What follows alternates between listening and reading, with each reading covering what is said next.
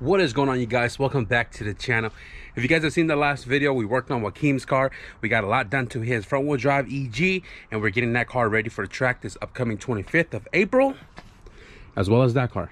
Now today I was going to work on the suspension on this car and get this thing ready for track next weekend. This upcoming weekend I'm actually bringing this car back to the dyno, but today I'm going to focus on my engine that we're going to be putting in the new car, the Flipper X. I guess we can call it the Flipper X because we're flipping it. In yesterday's video, you guys should have seen that I went to the machine shop to pick up my cylinder head, which is right here. It's resurfaced. It's got a new valve seal. And today we finally got our other package right here. This is the timing belt, water pump, the gaskets, and everything I need to put that together with the block that we just rebearinged. I'm gonna pull everything out real quick, guys, kind of talk about it and what to expect in this video, and then we're gonna get down to work. Please excuse the Miley Cyrus. But guys, so in this box right here, we got an oil pan gasket, we got a rear main seal, I have a front main seal, this is the valve cover gasket, and over here on the table, this is what we're going to be using right now. We'll get to that later. Right here we got the Gates timing belt. This is a GSR kit, so GSR tensioner, GSR timing belt, GSR water pump. I use a GSR water pump kit because the GSR gear is bigger, and what it does is it spins slower than the LS, which is a smaller gear, which if it spins too fast, it can cause like air bubble. You know, if you go in a swimming pool, you spin too fast, it's going to cause a lot of air bubbles and turbulence, I guess, in the cooling system, if that makes any sense. So the GSR, bigger gear, and I typically use GSR belt for LSV and B20 Vtec conversion. I've used an LS time belt before, but I've always had more slack than I wanted. But we have the ARP head studs right here. This is for the Lsvtec B20 Vtec conversion, which is the same as Type R, which is the same as B18C one. Thank you, Troy. Troy sent this in a while ago, and he was like, yeah, you know, it only has one torque down, and he upgraded to the L19s on his setup. Right here we have an always sandwich Vtec conversion kit, and it's funny because somebody actually commented and asked me, like, what Vtec conversion kit do you recommend? I always use GE blocks, and I've never had any issues with them. But today we're going to try some literally made in China, some Chinese $25 kit that I got off of eBay, and we're going to open it up. We're going to see how everything is. I already tapped the head. I tapped the head with it. That went well. But as far as the dowel pin, the sandwich adapter, the lines itself, we'll get into it when we get to that portion. My camera is occupied right now, so I'm using my phone. But before I send this head to the machine shop, I'm going to plug up this hole right here. It is required when you do a LSV or a B20 Vtec conversion, because we're going to be feeding oil through a different port here, and this actually overlays the block where it doesn't fully cover, so oil actually squirts out of there. So I got my kit in today, just showed up like 10 minutes ago. It's an eBay kit, but it's got all the fittings I need to do this. So I'm just going to show you guys real quick. So I just used a drill bit. Don't know what size it is. It was in my my little drill bit box. But I drilled the hole out, and then I am tapping it with 1/8. I don't remember. I'll put it on the screen. Got to make sure it's nice and straight. Tap it all the way in. Take it back out. Use the air to blow out the hole so that there's no metal debris inside of it. And then we'll get to the plug. Right now I'm about halfway down, and it's a little hard to do with without the correct tool because I broke the handle, but I mean, it's going. So I always use Teflon on the plug. I've used RTV before and it still leaked through. I use it raw, still leaked through. Teflon is a great way to seal it. So I'm gonna go ahead and just get this like flush to the head, if not a little bit deeper. It's gonna go resurface anyways, and it'll get shaved down if it's stuck out a little bit past the surface. So I'm gonna go ahead and get that nice and flush. Try and give it a little bit more. That is ready to go to the machine shop. We have a Felpro head gasket. I've used Felpro many times before, never had an issue. But what I'm going to be doing with this head gasket is I'm going to copper spray the bottom side of it. Now, Knock used to be my engine builder, and Knock always recommended to copper spray the bottom and not the top because it's easier to clean the block than to clean the head, I think. But it's the same material. I don't see why it'd be different to clean it. But the reason why I'm using copper spray is because the lady at the freaking pick and pull, when I bought this engine, this is a pick and pull motor, she marked the freaking like thing right here, and I had to like find a way to get this freaking paint marker off, and I kind of scratched up the surface a little bit. So with the copper spray, it'll fill it in. If it's really bad, it's not really bad, but it's just one of those extra precautionary thing. So I'm gonna copper spray the bottom, and like I said, in this video we're gonna be doing the head onto the block, all the timing stuff, time it, probably do the valve lash, talk about the Vtec conversion kit, and pretty much get this engine ready to go into this car. I'm gonna start off with wearing some gloves. I'm starting off with the head studs, and I just want to explain to you guys real quick that these holes for the studs or the head bolts need to be clear of fluid. Now I'm gonna go ahead and install these studs. They already have lubricant, ARP lube on it, so I'm just going to go ahead and drop these in one by one. Look how smooth that goes down. Studs are in. Now I got to get the dowel pins for the Lsvtec B20 Vtec conversion, and I hope this one came with it. Yes, they did, right there. So these Vtec conversion dowel pins are stepped. They are tapered on one side. These dowel pin come stepped because of the difference between the diameter of the hole of, you know, the cylinder head to the block. So I believe the smaller end goes in the block. Okay, well that's freaking trash right off the bat. It doesn't even freaking fit. What the So this Vtec conversion kit already has a thumbs down from me, at least on the dowel pin part. So I went through my other box of my other engine that came out of my CRX. I was looking for dowel pins on here. They were using stock dowel pins, because I'm just realizing now that my last engine was a full GSR swap. Full GSR swap B16 type R's don't require step dowel pins. So what I ended up doing was I took the dowel pin and I took my Harbor Freight step drill bit, this one to be specific, the second to last one, and I hogged the hole out. That's what I did. I hogged the hole out, and then I was able to get it to slide over the stud and tap into the block. Now it's a really tight fit, but it works. So I'm about to hog out this other one right here. The only issue is trying to hold it from spinning, and when I did it with the vice grip, it actually kind of squished it a little bit. So kind of, you know, made it all nice and straight again, and then, you know, kind of hogged out enough that it kind of just, you know, with a little force, it goes down into the stud without messing up the threads. So this one is ready to go. I'm going to do this one real quick, and then we'll move on to the head gasket.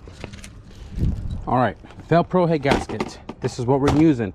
Now, my cars, I use JE Pro Seals for simple setups like these. Velcro works perfectly fine.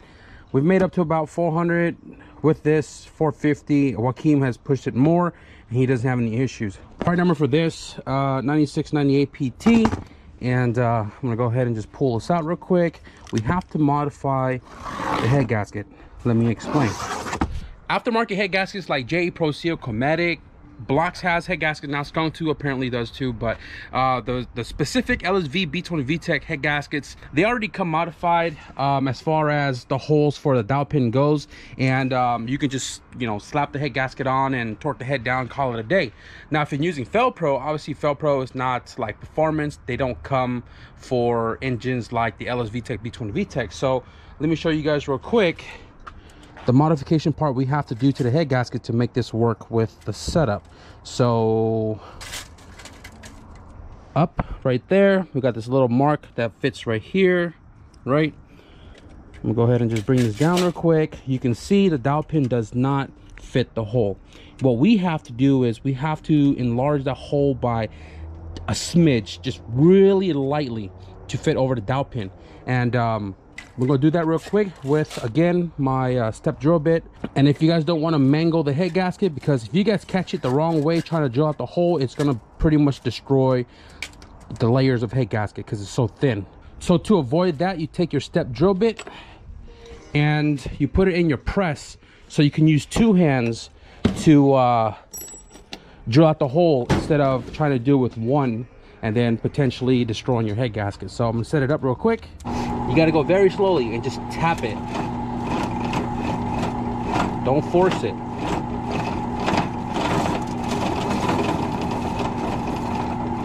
There are 3 layers to this, and I am cutting it one at a time. I mean, as far as the step on the drill bit goes, and I'm gonna double check it, make sure that it fits, and if it doesn't, we'll go back and do it again. Not quite there. Almost, but not quite there.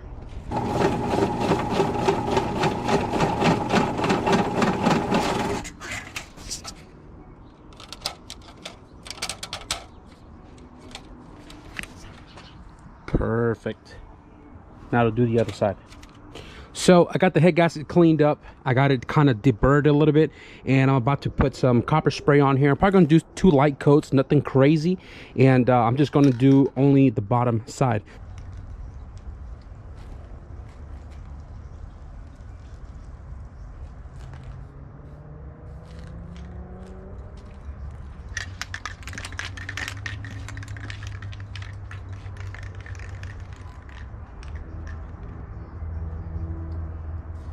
So I'm cleaning up the surface, cleaning up the surface, cleaning up the surface. Make sure your surface is clear of debris, oil, liquid, fluid, whatever.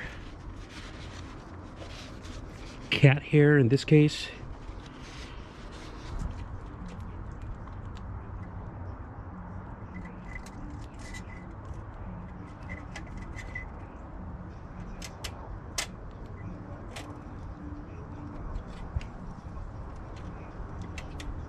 LSV B20V, make sure your little oil port right here is plugged, because like I've mentioned earlier, I think I did, the hole right here kind of sits over, like it hangs off the block right here, and if you don't plug it, it's gonna leak oil all over the back of your block. So make sure it's plugged. Clean your cylinder head. I'm gonna wipe this down one more time, and then I'm gonna get this installed onto the block. Hopefully the lighting isn't too bad, but now let's marry the two together. Yes sir, yes sir. Cylinder head is pretty dirty, god dang it. Next step from here, since the cylinder head is now sitting on the block, we got to put the washer and the nut for the ARP head stud. Now you guys probably saw I didn't put lubrication on the stud itself. What I actually do is I put the grease inside the nut and then thread it down. So as it's going down, it's lubricating the stud as it goes. If I put it beforehand, you know, put the head gasket down, the cylinder head could sweep, you know, the sealant off the threads and, you know, put grease in between the head gasket and stuff. So I want to avoid that. And there are 10 washers and 10 nuts. People always give me crap about my pinky nail, but this is how I put the washers on the stud. You see? You see? You see? So the ARP nuts are 1/2 inch 12 point, and I have it right here. So what I do is I put the nut in the socket and pretty much just drive it down, thread it in onto the next. So I took the extension off because it could throw off the reading of the torque wrench, and I'm doing this in 3 steps: 25, 55, 80, 82, somewhere in there.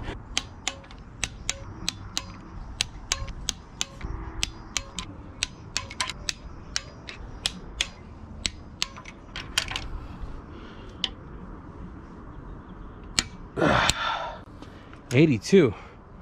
God dang.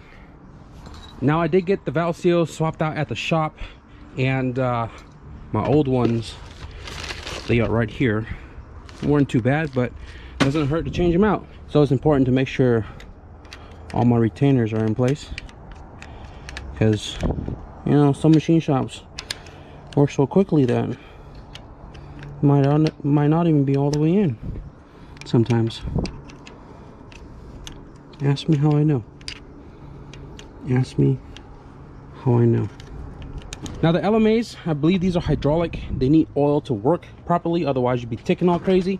And because this thing was cleaned, or I mean somewhat cleaned, I'm gonna go ahead and just dunk some oil in there.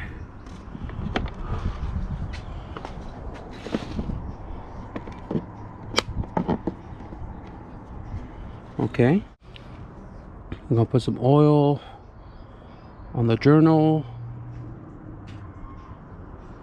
lubricate this a little bit.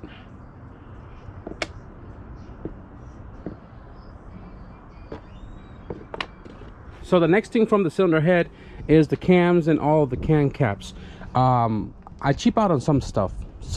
Like I didn't really cheap out on some stuff. I just forgot to buy it. Seals right here.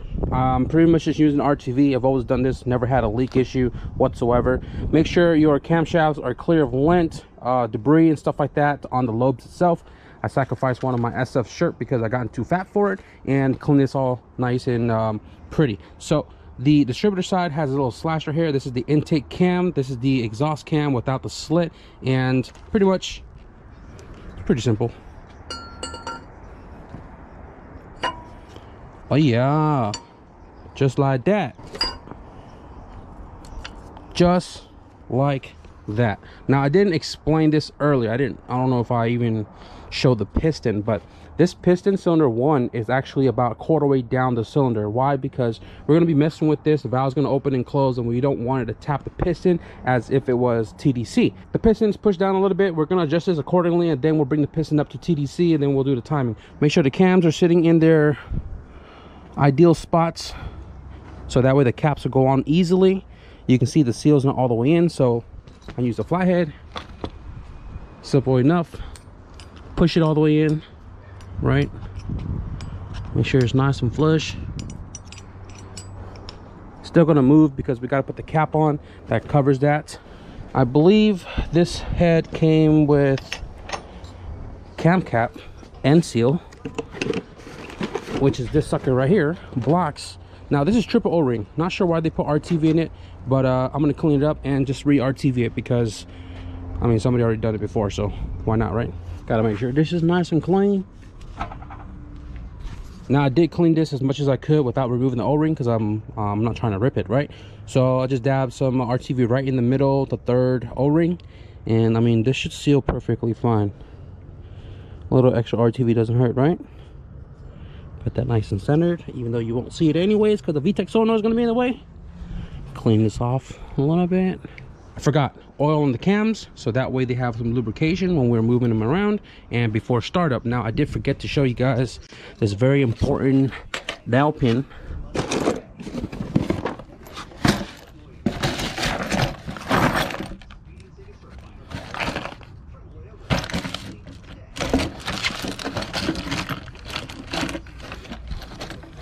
This little guy right here is for the Vtec orifice, right? There's a little O-ring right there. This little dowel pin goes right in the middle, like that. Now we're ready for the caps. You want to know the honest truth? I don't even torque these down. They're so light in the torque spec that I just do it by hand. So I just snug fit them, right? Snug, snug, snug. Now if you want the torque specs like to do it the right way, throw it on the screen right here. Never over torque these little 10 mils because these are so easy to snap. Very easy to snap. Ask me how I know.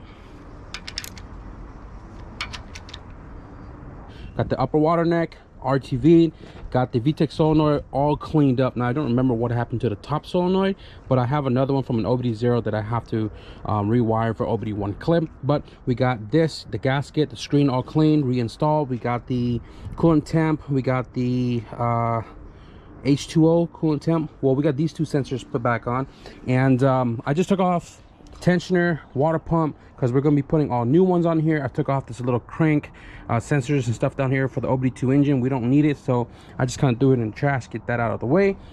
These are all OEM Honda stuff, but we're going to be changing it. This should be a low mileage block because it's the JDM B18B, and you know, the Integra that I pulled it from, it was automatic and it was like 140 something thousand miles. Not even sure why they even swapped the block with the original block, but hopefully this engine it's good.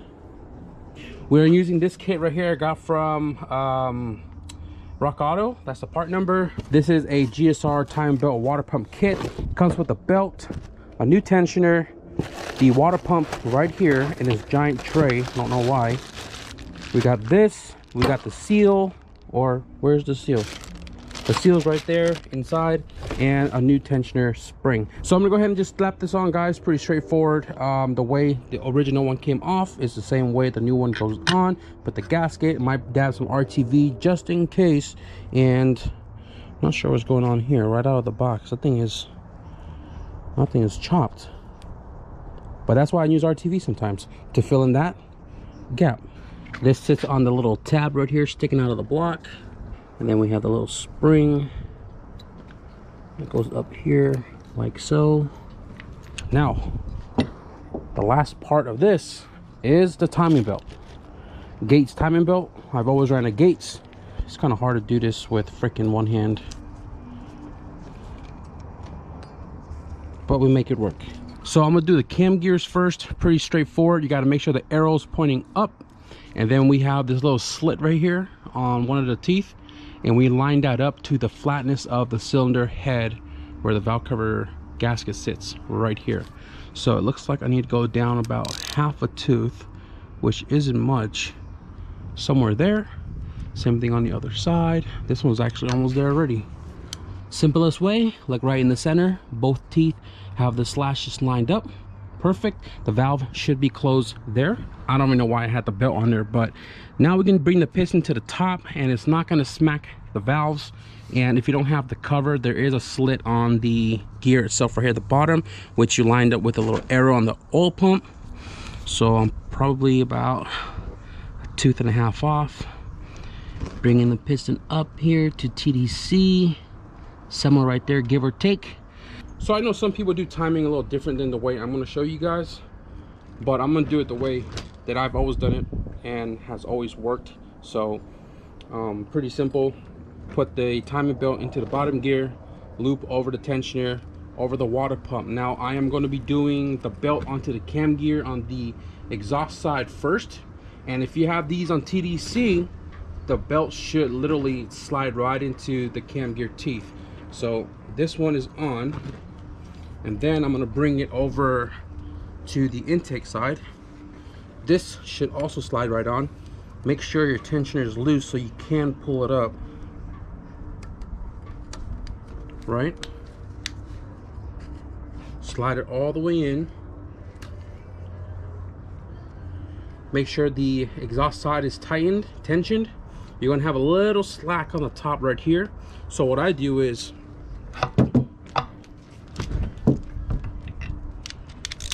I turn the intake cam to snug up the top of the belt a little bit, right? Tensioned. I take a flathead to the tensioner, this little tab on the bottom right here, right?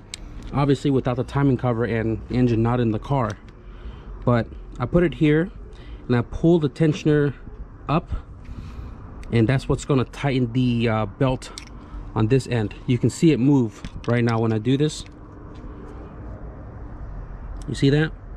So I'm going to tension it accordingly and then tighten down the 14 on tension to lock it in place.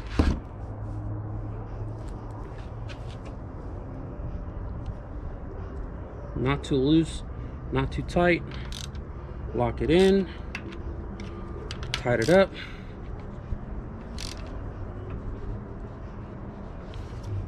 And there you go. Done.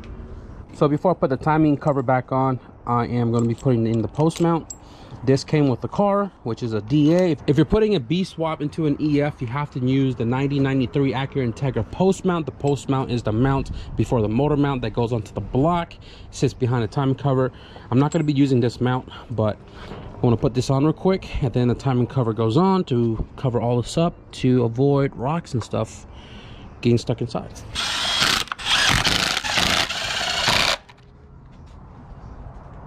So we got the cylinder head installed, all the DLL attachments on the side installed, timing belt side is all done, timed.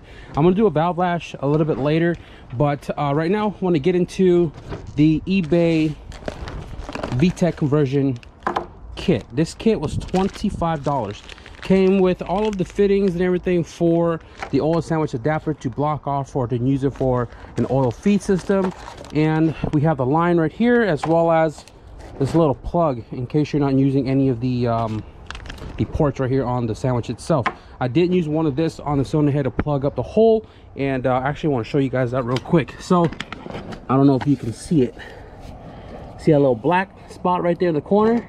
If you don't plug up that hole, that's where oil is going to be leaking from. Now we get this installed and see how everything actually fits. So first thing I'm going to do, I'm going to remove this brass fitting into the head, because that's where we're going to be feeding the new oil for the cylinder head for the Vtec solenoid and all that.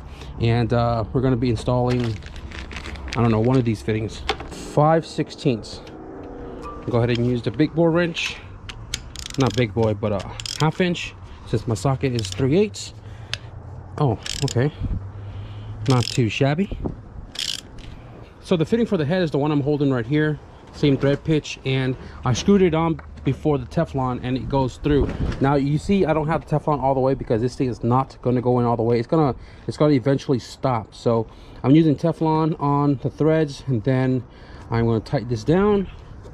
It's like a 19 mil-ish or something like that, I don't know, but I'm going to tighten this down.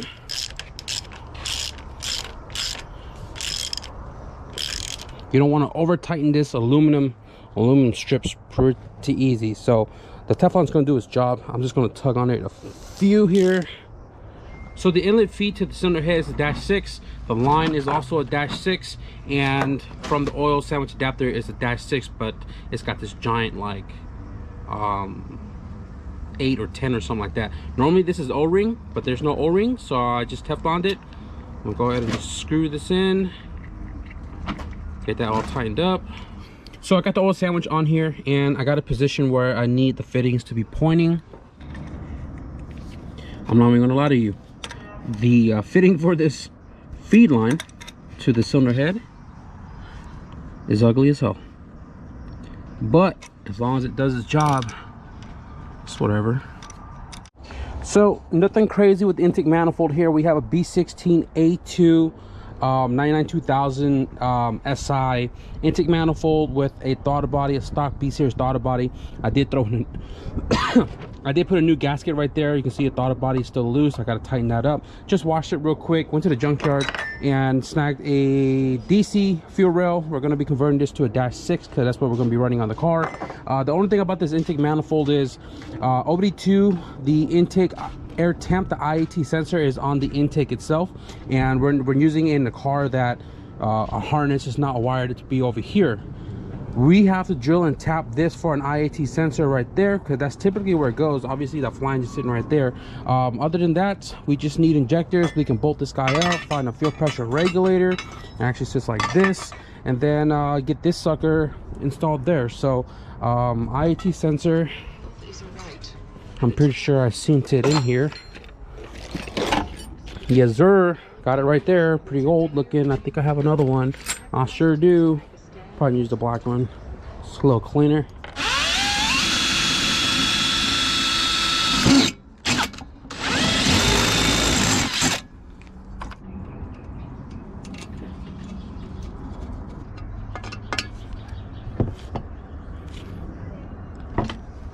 Yes sir, tapped it with this right here.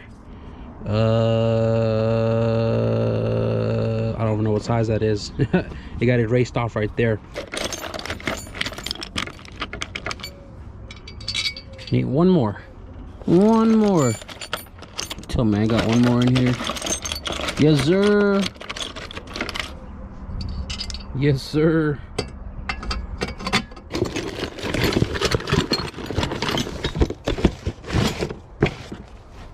Yes sir. Yes sir. Goes on like this. B16 A2 intake manifold. Here we go. Yes sir. What is you? We don't need you, but yes sir. Now let's find all the hardware. Dang, this thing is looking good. Where do we leave off, guys? So I think what we did was bolted up the intake manifold, and I found an outer control valve right there installed. Got the hose hooked up right here. We did all of the bolts right here for this guy so we don't lose them all. And not sure what else we did, but we got the Vtec solenoid top half installed, converted over to the OBD1 style plug instead of the OBD0. And that is done, ready for some Vtec cracking. But the last thing I'm gonna do for this video, guys, is the valve lash. It's pretty straightforward, pretty simple. I normally do it when the head comes back from the machine shop. I go 6 and I make sure 7 doesn't go in, so I put it at the lowest setting possible. And then for the exhaust side, it's between 7 and 8, so I'm gonna go 7 and make sure 8 doesn't go in to know that I am at the lowest setting. So I'm gonna show you guys one, and I'm just gonna go ahead and knock them all out in the order that the manual says. You got to do in 1, rotate 90 degrees on the cam counter, and then you got to do 3, rotate again 90 degrees, do 4, rotate again, and then you got to do number 2. That is the firing order that this engine runs in, and that's the way you're supposed to do your valve lash as far as the order goes. So I'm gonna go ahead and do the first one for y'all. So I'm gonna try it on number 6 right now, and guess what? Dummy tight. That is super tight. Valve lash tool. Go ahead and loosen that up.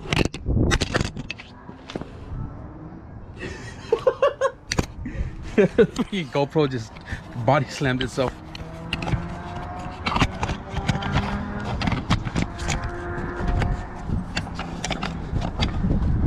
Ricers are out. Loosen up the locking nut. Then